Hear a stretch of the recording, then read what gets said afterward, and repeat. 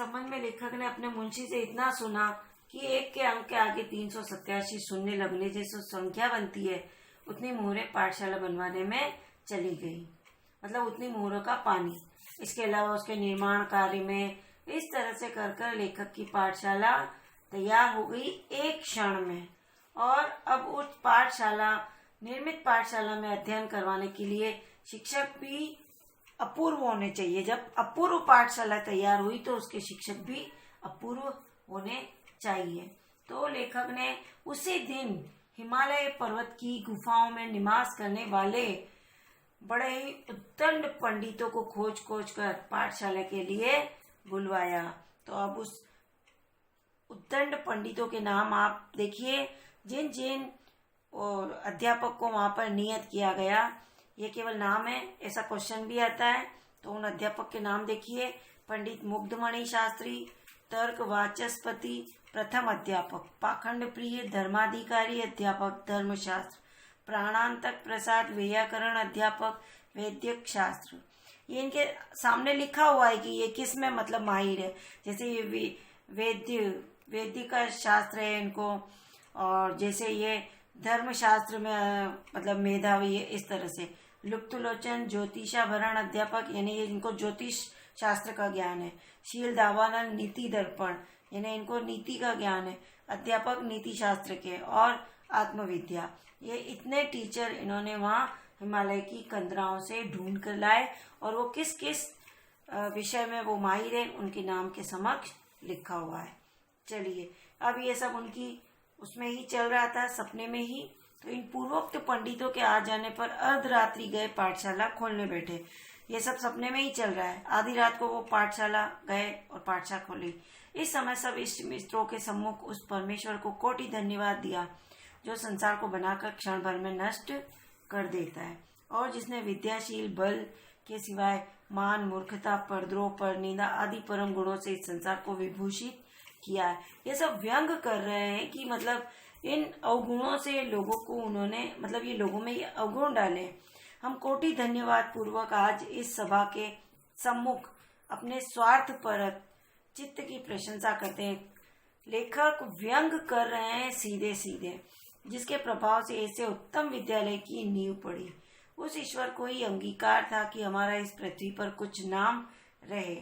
नहीं तो जब द्रव्य की खोज में डूबते डूबते बचे थे, तब कौन जानता था कि हमारी कपोल कल्पना सत्य हो जाएगी।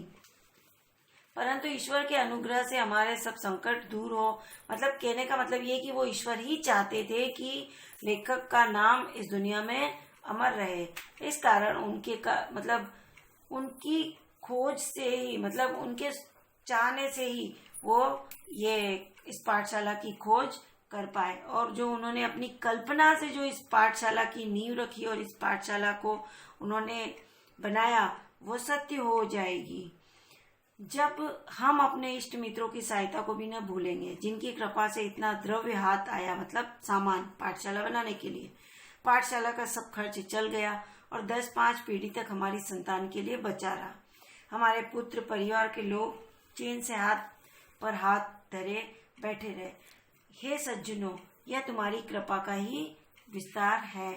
मतलब पाश्चात्य समय में इस तरह का हमारे यहाँ पर माहौल था, और लोग अपने को यश प्राप्त करने के लिए इस तरह से कुछ न कुछ बनवा रहे थे, और उनमें ऐसे ही टीचर सेलेक्ट कर रहे थे, और इतना उनसे धन कमा रहे थे कि उनकी साथ पूछते बैठी बैठी खाती रहे। तो इसलिए उन्होंने अपने निबंध के माध्यम से उन पर व्यंग किया है।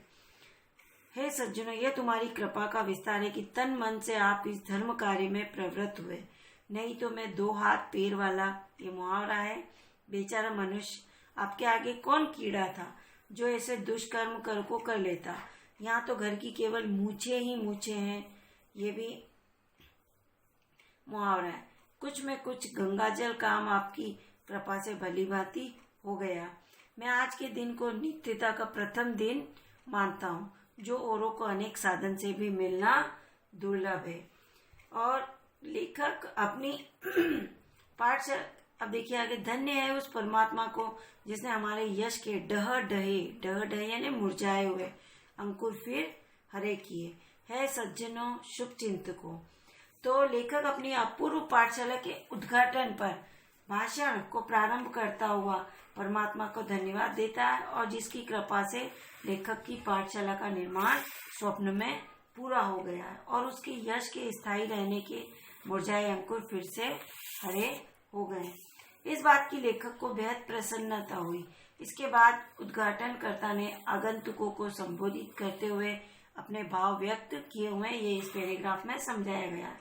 हे शुभ चिंतकों सज्जनों, इस संसार में अनेक पाठशालाएं बनी होगी जिनका हमको नाम भी पता नहीं, लेकिन ईश्वर की कृपा और आप लोगों के सहयोग से अपनी समस्त कलाओं से परिपूर्ण कामधेनु के समान मनोवांछित फल को शीघ्र प्रदान करने वाली जो पाठशाला, मतलब इस पाठशाला की तुलना उन्होंने कामधेनु गाय से की है जो आपकी सारी इच्छा पूर्व करती है। पाठशाला निर्मित हुई, यह अपने आप में अपूर्व है। मतलब ये पाठशाला, इस तरह की अपूर्व पाठशाला आज तक इस संसार में नहीं बनी। इस बात को भी कहने में किंचित मात्र भी आश्चर्य नहीं है। आपने भी अपने इस जन्म में इस प्रकार की अपूर्व पाठशाला न देखी होगी न सुनी होगी। इस जन्म में इस प्रकार की अपूर्व पाठशाला, इस संबंध में इतना ही कहना उचित होगा कि संसार में होनी ही प्रबल है। मतलब वो ये इतना कहने के बाद ये कहना चाहते हैं कि होनी ही, मतलब जो होना होगा वो होकर ही रहेगा, वो ही शक्तिशाली है। होनी और अनहोनी, तो होनी ही प्रबल है, मतलब वह शक्तिशाली, जो होना है वो होकर ही रहता है। यदि होनी बलवान न होती तो इस कलयुग में ऐसी अपूर्व पाठशाला का बनना कठिन ही नहीं बल्कि असंभव स्थित था। यहाँ से यहाँ अब देखिए इस अब जो बचा है उसमें जो भी ये कंदराओं की गुफाओं से ये पाखंड जो शिक्षक लेकर आए थे, उन एक एक शिक्षक के बारे में और उनकी विद्या के बारे में वर्णन है। तो ये आप स्वयं पढ़ेंगे यहाँ से। जैसे यहाँ से मुक्तमणि शास्त्री के बारे में बताया है, सबसे पहले तो उनके बारे में बताया और उनके शास्त्र के बारे में बताया गया है। और फिर दूसरा पाखंड प्रिय शास्त्री के बारे में बताया, तो उनकी शास्त्र विद्या के बारे में वर्णन है इस पैराग्राफ में। तीसरा प्राणांतक प्रसाद के बारे में बताया और उनकी विद्या का अध्ययन, मतलब इनकी विद्या के बारे में बताया। तो इसके क्वेश्चन भी बनेंगे कि वो कंदराओं की गुफाओं से कौन कौन से शिक्षकों को लेकर आए थे और उन शिक्षकों की क्या क्या विशेषता। तो ये एक एक पैराग्राफ में ये समझाई गई है, इसमें समझाने जैसा कुछ नहीं है, तो इसलिए आप इसे स्वयं पढ़ लें और इसका एक क्वेश्चन भी रेडी कर लीजिए। उसके बाद ये लुप्त लोचन ज्योतिषा भरण के बारे में बताया और उनकी शिक्षा के बारे में बताया, मतलब उनके शास्त्र के बारे में बताया। तो इसमें यही है कि जो उनका शास्त्र है वो किस प्रकार से, मतलब क्या करते हैं वो, मतलब किस प्रकार से वो लोगों को अपनी विद्या का ज्ञान प्राप्त करते हैं। और लास्ट वाले में शील दावानल जो नीति दर्पण के ज्ञाता है उनके बारे में बताया, उनके गुणों का बखान किया गया। तो इस तरह से आपकी पुस्तक में अभी तक ये 1 2 3 4 5 पंडितों और शिक्षकों के बारे में और उनके गुणों के बारे में और उनके शास्त्रों के बारे में अध्ययन किया गया। तो इनका एक क्वेश्चन आप रेडी करेंगे कि एक अद्भुत अपूर्व स्वप्न में जिन शिक्षकों और उनके गुणों के बारे में बताया गया है उनका वर्णन कीजिए। तो आप उन शिक्षकों का और उनके शास्त्रों का वर्णन करेंगे आप इस क्वेश्चन के आंसर में। अब लास्ट में देख लीजिए, हम अपने भाग्य की कहाँ तक सराहना करें। लेखक कह रहा है ऐसा तो संयोग इस संसार में परम दुर्लभ है। तो कवि स्वप्न में निर्मित अपनी अपूर्व पाठशाला को लक्ष्य कर लेखक सभी उपस्थित सज्जनों से कहता है कि यह हमारा अच्छा भाग्य रहा जो कि अपूर्व पाठशाला में श्रेष्ठ अध्यापक नियुक्त हो सके। ये जितने भी अध्यापक के बारे में आप पढ़ेंगे ये श्रेष्ठ अध्यापक है। इस कारण ये एक व्यंग है वो, इस कारण हम अपने भाग्य की प्रशंसा कहाँ तक करें। ऐसी अपूर्व पाठशाला का बनना और उससे सभी शास्त्रों के ज्ञाता अध्यापकों का आना, ऐसा परम संयोग सदा नहीं बनता है। इसलिए आप सभी लोगों से प्रार्थना है कि आप अपने अपने प्यारे बालकों को इस पाठशाला में पढ़ने के लिए भेजें तथा इसमें जो कुछ भी व्यय हो आएगा इसकी जरा भी चिंता न करें, क्योंकि पहले तो हम किसी भी अध्यापक को वेतन नहीं देंगे और इन्हें वेतन आदि कुछ देना भी पड़ा तो अभी 10-20 वर्ष लगेंगे। सोचेंगे, यह सब बाद में देखा जाएगा। इसलिए पाठशाला के शुल्क की चिंता न करके अपने बालों को वो भेज दीजिए। ये पाश्चात्य समय की पाठशाला और के बारे में कहा गया। तो तत्कालीन शिक्षा व्यवस्था पर व्यंग किया गया। तत्कालीन यानी उस समय की जो शिक्षा व्यवस्था थी, जिस समय हमारे देश पर अंग्रेजी शासन व्यवस्था थी और लोग धर्म में अंधे हो गए थे और स्वार्थी हो गए थे। सिर्फ वे अपना अपना नाम और अपना यश प्राप्त करने के लिए जिस प्रकार से अपने नाम को अमर करने के लिए जो कार्य कर रहे थे, लोगों के सहयोगों से, अपने चाहने वालों के सहयोगों से कार्य कर रहे थे। और उसी प्रकार मतलब वो उनके मित्र थे, उनके संबंधी थे, और जिस प्रकार से उन्होंने मंदिर और पुस्तकों की रचना या पाठशाला जिनका भी निर्माण किया, उसमें भी वो शिक्षक उन्हीं की कैटेगरी के लाए। तो उस समय जो ये चल रहा था डर्रा, इन्होंने उस पर व्यंग किया है। भारतेंदु का जन्म स्थान काशी है और पर्यंक का अर्थ है पलम। अब देखिए अति लघु, जो आपको सारे ही क्वेश्चन आंसर्स कॉपी में करने हैं, क्योंकि इसमें व्याख्या नहीं करनी है, इसलिए आपको क्वेश्चन आंसर तो कॉपी में करने ही पड़ेंगे। पूरे चैप्टर को वापस से अच्छी तरह से पढ़कर, समझकर और प्रत्येक पैराग्राफ से अधिक क्वेश्चन बनाकर इसको समझने की कोशिश करेंगे। इसलिए इसके सारे क्वेश्चन आंसर्स आपको कॉपी में करने हैं। तो लेखक के मन में प्रथम क्या विचार आया? तो लेखक के मन में अपना नाम अमर करने के लिए सबसे पहले मंदिर बनवाने का विचार आया।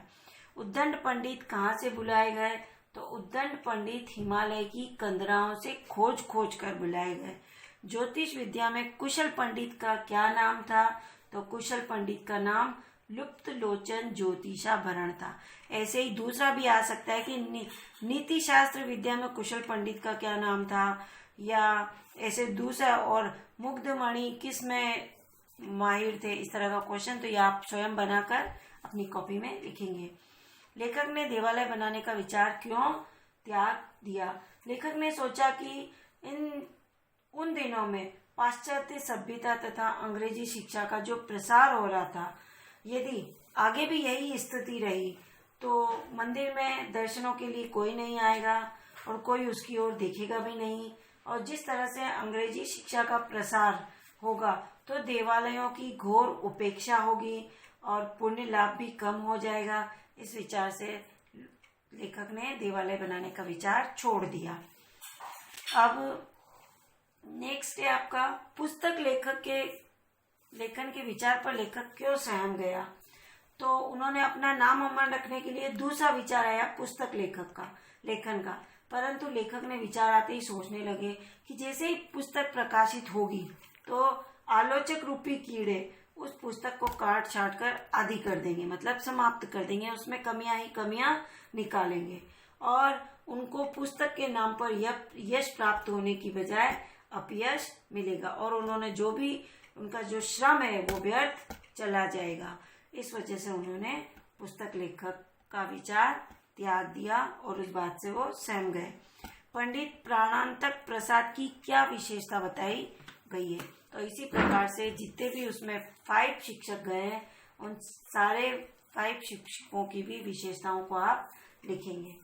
तो देखिए, पंडित प्राणांतक प्रसाद संसार में विख्यात महावैद्य जो होता है ना, वो आयुर्वेदिक दवाइयाँ देता, वो वैद्य चिकित्सा में इतने कुशल है कि जो भी इनकी दवा लेता है वो व्यक्ति तुरंत चिंता से मुक्त होकर चिता पर चढ़ जाता है। समझ गए आप कि मतलब वो तुरंत मर जाता है। कोई रोगी कितना ही दुखी क्यों न हो, वह क्षण भर में स्वर्ग को प्राप्त हो जाता है। मतलब इनकी दवा में इतनी विशेषता है। ऐसे ऐसे शिक्षकों का चयन करते थे उस समय के धर्म में अंधे और स्वार्थी लोग। इनके द्वारा दी गई औषधि को खाते ही रोगी सांसारिक कष्टमय जीवन से छुटकारा अर्थात मोक्ष पा लेता था। इस तरह प्राणांतक प्रसाद को अपने नाम के अनुरूप बताया गया। इनका नाम है प्राणांतक, यानी प्राण से मतलब प्राण का अंत करके ही दम लेना, इसलिए इनका नाम प्राणांतक प्रसाद। मतलब ये जो भी इनके पास जाता था उसका प्राण का अंत करके ही ये दम लेते थे, इसलिए इनका नाम ऐसा रखा गया है। नाम के अनुरूप ही इनका काम भी है और काम के अनुरूप ही इनका नाम भी है। अब देखिए 9th वाला, सप्रमाण सिद्ध कीजिए कि भारतेंदु ने इस निबंध में तत्कालीन समाज का चित्र व्यंग के माध्यम से उपस्थित किया। ये क्वेश्चन IMP है और अधिकतर आता भी है। देख लीजिए, मैं आपको इसको शॉर्ट में समझा देती हूँ कि लेखक ने उस समाज की अनेक स्थितियों पर तीखा व्यंग किया है। तो देखो कौन कौन मतलब समाज का चित्रण व्यंग के माध्यम से उपस्थित किया है। तो देखिए आप, सबसे पहले तो उस समय भारत में शिक्षा का स्तर गिर गया था जिस समय इन्होंने ये निबंध लिखा था। अंग्रेज शासन की शिक्षा नीति नए नए प्रयोग करने में अपूर्ण थी और उससे भारतीय युवा सफेद पोश बाबू बनकर पाश्चात्य सभ्यता में रंग गए थे। मतलब अंग्रेजी जो लोग थे वो अपनी शिक्षा नीति से नए नए प्रयोग कर रहे थे। शिक्षा का स्तर उस समय गिरता जा रहा था और हमारे जो भारतीय युवा थे वो उनके पाश्चात्य सभ्यता में रंगते जा रहे थे। और उस समय हिंदू धर्म पर लोगों की आस्था घट रही थी, धार्मिक ढोंग अधिक था। इसी कारण मंदिर और देवस्थानों की घोर उपेक्षा होने लगी थी। इस कारण उन्होंने मंदिर बनाने का भी विचार त्याग दिया था। पाश्चात्य शिक्षा के प्रभाव से भारतीय जनता अपने संस्कारों से भी गिर रही थी। नाम स्थिर करने तथा यश प्राप्त करने की इच्छा सभी में थी। इसलिए उन्होंने लेखक ने यह स्वप्न देखकर इस अद्भुत स्वप्न की रचना की और इसके लिए अनेक युक्तियां अपनाई जा रही थी, मतलब उपाय निकाले जा रहे थे, परंतु इसमें भी कोरा दिखावा ही बढ़ रहा था। भारतेंदु जी ने स्वप्न में निर्मित पाठशाला के शिक्षकों के जो नाम बताए उनसे भी उस समय समाज में प्रचलित पाखंडों पर व्यंग किया गया। उस समय भी ऐसे ही पाखंडी शिक्षक थे वहां उन विद्यालयों में। उस समय सब स्वार्थ से ग्रस्त थे। पंडितों में ज्ञान की कमी थी, परंतु वे स्वयं को महाज्ञानी दिखाने की चेष्टा करते थे और आम जनता भी उनके बहकावे में आ जाती थी। इस प्रकार प्रस्तुत निबंध में अनेक स्तर पर व्यंग किया गया है। उस समय की स्थिति ऐसी थी तो उन पर सीधा सीधा व्यंग किया है भारतेंदु जी ने। अब देखिए भारतेंदु जी की शैली पर प्रकाश डालिए। शैली है ना इनके लिखने का जो तरीका है। तो देखिए इनकी जो शैली है वह बहुत ही प्रचलित शैली है। 2 प्रधान शैलियां हैं। गद्य रचना में इन्होंने 2 प्रधान शैलियां थी, तत्सम प्रधान और हिंदी की शैली तथा दूसरी उर्दू के तत्सम शब्दों से भरी उर्दू वाक्य रचना वाली शैली। भारतेंदु जी इन दोनों शैलियों का मध्यम रूप अपनाया इन्होंने, इसलिए इनकी गद्य रचना में खड़ी बोली के शब्दों के साथ तत्सम और तद्भव शब्दों का प्रयोग किया गया है और इस प्रकार इनकी अपनी भाषा को बोलचाल के व्यावहारिक शब्दों से संवारा, उसे उपयुक्त और लोकप्रिय रूप दिया। भारतेंदु जी ने तत्सम शब्दों के साथ ब्रज भाषा के शब्दों को भी ग्रहण किया है और इनकी मिश्रित भाषा का प्रयोग कर उन्होंने हिंदी की गद्य शैली का विकास किया है। भाषा में प्रभाव मतलब गति उत्पन्न करने की दृष्टि से उन्होंने लोकोक्तियों और मुहावरों का भी प्रयोग किया गया है। इस निबंध में कहीं कहीं लोकोक्तियां और मुहावरे भी आए हैं जो आप पढ़ते स्वयं और उन पर अंडरलाइन करेंगे। विषय के अनुकूल शब्दावली का पूरा ध्यान रखा और वास्तविक अर्थों में जन जन की भाषा के रूप में उभरी उनकी भाषा भावी स्वरूप के विकास को आधारशिला प्राप्त हुई है। कुल मिलाकर भारतेंदु जी की भाषा सरल, सहज और प्रभावपूर्ण है। ये 11th निम्नलिखित पंक्तियों की सप्रसंग व्याख्या कीजिए। जब मैंने आपको आगे ये चैप्टर समझाया था उस समय ये गई, तो आप इन दोनों का व्याख्या कर लीजिए संदर्भ और प्रसंग सहित। आपका ये चैप्टर यहीं समाप्त हुआ। आपको इस चैप्टर को वापस पूरा रीड करना है और रीड करके प्रत्येक पैराग्राफ से अधिक क्वेश्चन बनाकर आपको उनके आंसर भी रफ कॉपी में लिखने हैं, और जो ये पुस्तक के क्वेश्चन आंसर है अभ्यासार्थ, ये केवल फेयर कॉपी में लिखने हैं। धन्यवाद।